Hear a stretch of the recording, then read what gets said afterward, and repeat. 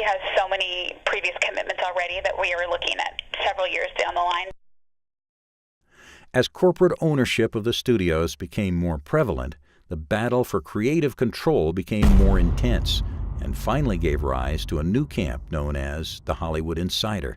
The term Hollywood Insider refers to a small group of people who occupy the most important or most powerful positions in Hollywood. But the main focus of it is on the studio executives, the top studio executives at the major studio distributors. That's the real core of the Hollywood Control Group or the Hollywood Insiders. People who, for one reason or another by circumstance, have either bullied their way or earned their way into positions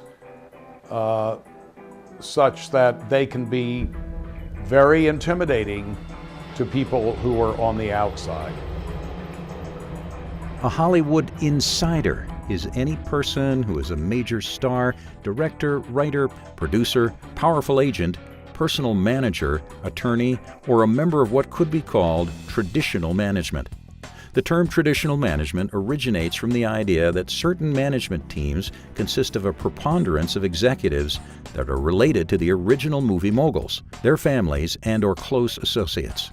Traditional management is another one of those terms that's related to Hollywood Insider, Hollywood Control Group, Hollywood Establishment, but it's sort of, by choice of words, it sort of implies, well, there's a long-standing traditional group of people who run Hollywood and control basically which films are produced and released by the major studio distributors, which are in turn the films seen by most people in the U.S. and around the world.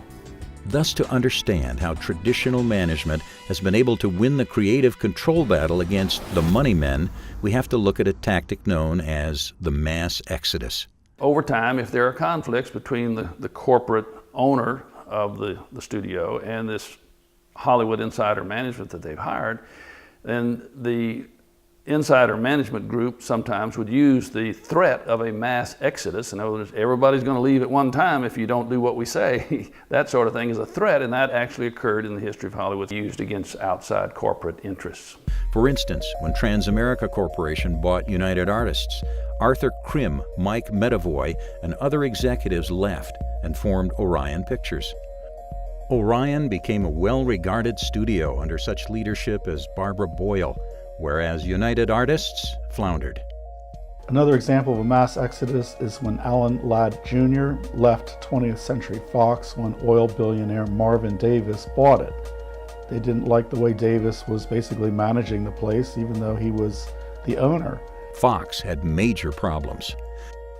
Given these experiences and many other mass exoduses, Hollywood insiders have been able to defeat the money men. Creative control gave rise to what could be called the Hollywood Control Group. Thus, he who had the know-how and creative control ruled the movie business. The creative parties in a motion picture want creative control. The people who are bringing the money to the motion picture want ownership control. The creative people in the film industry want creative control because they want to make the film that they envision for their finished production. Whereas the owners, they want something that will give them the greatest revenue.